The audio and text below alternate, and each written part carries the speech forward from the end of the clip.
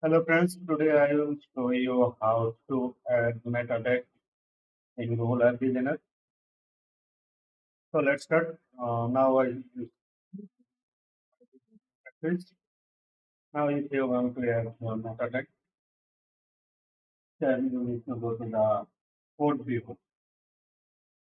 Alright, so I will put the code view. Now if you want to add the meta text, any type of meta text, then you go to the top movie editor. Then you can paste here and write here info. I just press the banner size and in the add size meta text. That's it. Now you can make a bit and save. Now publish.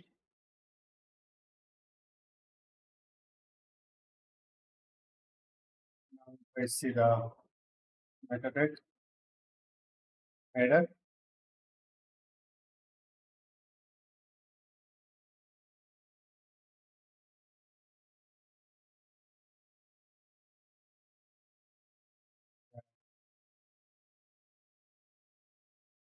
Go to the banner and second image and this is my meta text. So that's it. Thank you for watching. Bye bye.